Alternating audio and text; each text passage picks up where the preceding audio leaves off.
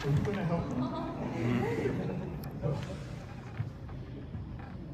I will go as long as I can with Chloe in my arms.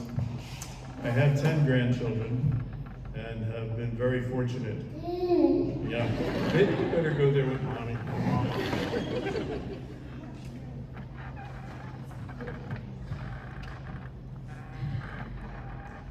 Dr. Kramer, members of the faculty, alumni, students, guests, friends of LaSalle, family.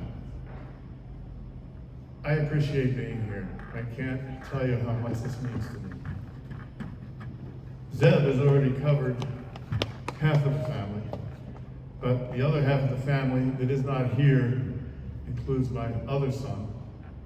He's already mentioned Bill and Josephine, who work in the healthcare industry at one of the pharmaceuticals, Johnson & Johnson, a subsidiary of Glaxo. My other son is a general surgeon on the West Coast, and he could not make it here tonight. The lucky thing for me is that I have an additional family, and to mention, they are also in the healthcare industry, with my daughter Cassandra sitting at this table, and her daughter Chloe has just been here to help me somewhat, and her husband Ryan, who works in botanical sciences as well. I have two brothers that graduated from LaSalle, one of whom cannot make it tonight, who graduated 2 years after me in 1970. And Jerry, what year did you graduate? I forgot. 79. 79, so he's a youngster, you know.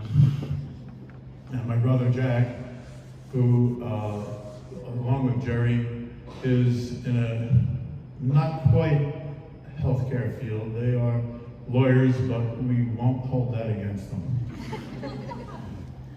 As a matter of fact, I always used to say that I think my mother dropped me down the stairs because we ended up with 3 lawyers in the family, as well as outlaws, in-laws that are lawyers as well. So we've got the legal end of it covered. We've got the healthcare part of it covered as well. I would be remiss if I didn't mention my wife, Kimberly, who has been a great source of help and inspiration and getting us through some really rugged times about 18 to 20 years ago or so. So I've been a very lucky guy all my life, and I just basically am so thankful for that, and basically will not bore you with a lot of the biographical information that's already covered in the program. And Dr. Kramer did an excellent job at taking away half of that speech, so I'm just as happy because I have another brother who's a petrogeologist who is in Texas right now, who advised me, congratulations, and make it short. I was fortunate enough to have Dr. Holroyd pretty much in the twilight of his career in the 60s. So I started here in 1964 and graduated in 1968.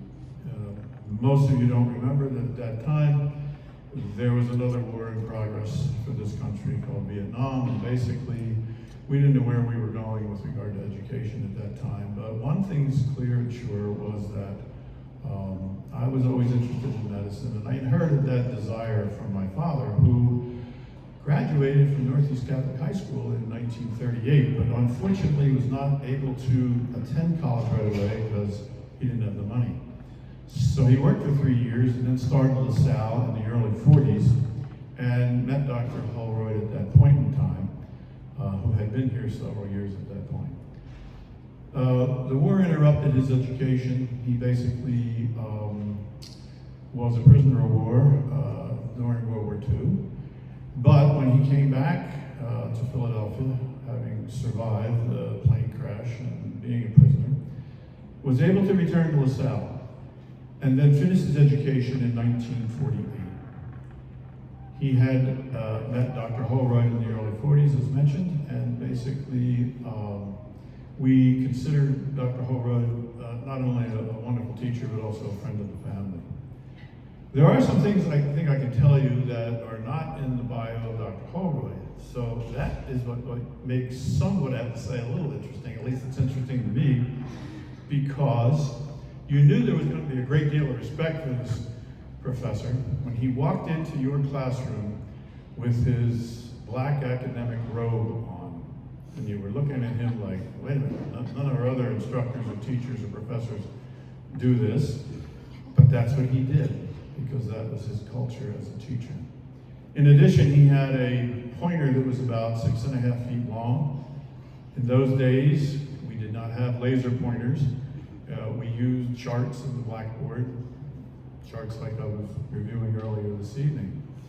And he just emanated respect. He also, he taught us in the biology department genetics and botany. And basically, also, since at that time LaSalle required all of its students to at least have a science, he also was the Bio 101 instructor, because a lot of the business majors, whom we had quite a few, needed to get a science out of the way, and they took biology with Dr. Holroyd. One of the funniest things he told us as a class of bio majors was that, I don't know what it is about the Bio 101 course. He says, they're all freshmen, and they're all 18 years old. So that was something that has stuck with me forever. The interesting thing about him is he had so many students who were friends that he realized that he had to reduce any bias that conceivably he might have with regard to grading papers. Now, I don't know what they do today. I'm sure it's a lot different, but we had blue books in those days. Do they still have them now? They do. They do have blue books for certain examinations. Wonderful.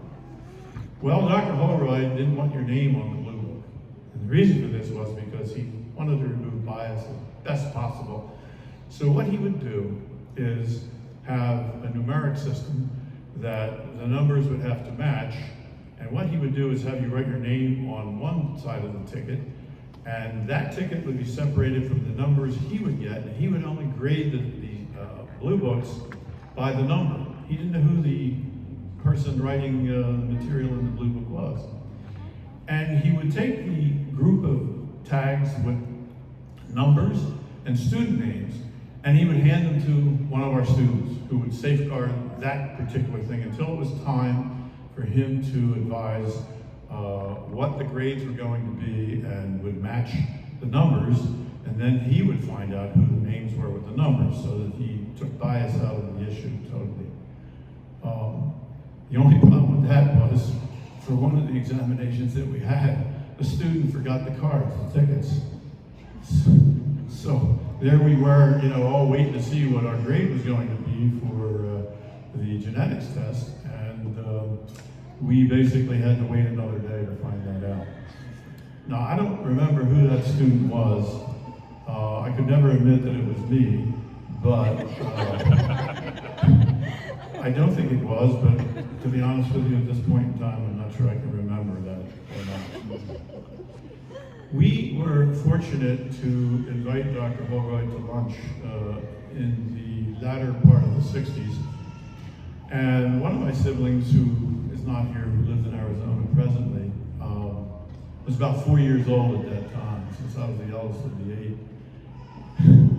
She was 4 years old, and my father was so excited that Dr. Holroyd was going to be there that he basically ran around the household, grabbing every old towel out of the bathroom, and basically making everybody do shipshape what they needed to do with regard to our most welcome guest. To which Frances said to my father, "I don't think I ever want to go to college." She was tired of doing all the footwork with regard to grabbing the towels. Now, I have to tell you, it's with gratitude and honor that I see this award. And I have to tell you that I'm quite humbled, and I'll tell you what, the reason is because I walked among the work of students, which I appreciated immensely, and basically wish you all the best in the future. future with regard to whatever endeavor you wish. The award, I must say, has to be something that I share with the 53 other biology classmates that I had who finished in 1968. We all didn't go to medical school, but we all did something that was very, very interesting and very needed by the society at that point in time. And it is sad for me to say that many of them are not with us today because they're just not with us. And I do apologize to Dr. Kramer for not being here when he started the program, because at the age group I'm in right now, you don't pass a bathroom unless you go in and use it, you know. So I had to be ready for this part of the program. The classmates that I had were a part of a team, and there's no doubt in my mind that this particular award is equally deserved by all of them, and perhaps some of them even more. We worked hard, we worked together, and basically there was a camaraderie that I don't know if you see it today. My hope is that you do, but if not, you should go for it and try it. There's just no doubt in my mind that education is much more fun when you're working together with your classmates, with and for it.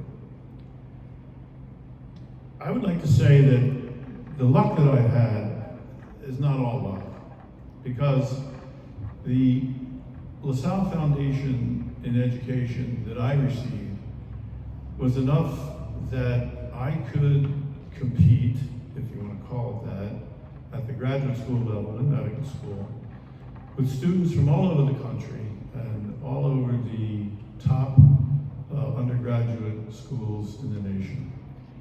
And they would marvel at the ease with which the LaSalle group, 7 of which came from my class to Jefferson, had in learning the disciplines. As you might expect, I'm not sure how many of you are pre-professional or pre-medical or wish to go on into medicine. I certainly know, on the age group I'm in, that we certainly are in need of good practitioners, good doctors. The term we use today are providers, which is a bit sad, but you have to live with it because medicine has changed in the 50 plus years that I've been involved with it. Today, you're not going to see the individual doctor running his own practice. It's going to be run by usually hospitals, insurance companies, and also business groups that invest in it. So that one of the things I do want to leave you with finally is the fact that if you go into the healthcare industry, there's one thing you should always remember, and that your patients will always know if you care. And that's the word that I think lacks today. And my exhortation to you entering the industry is to make sure that you care for the people you deal with, care for the people that you are involved with health with. So with that, I think that's about all I can tell you at this point. If you want to know more, read what's in the program, because I had to have my grandchildren show me how to read it myself because I couldn't get to it. Thank you very much. I am deeply appreciative of this award and would hope that all of you get to where you want to go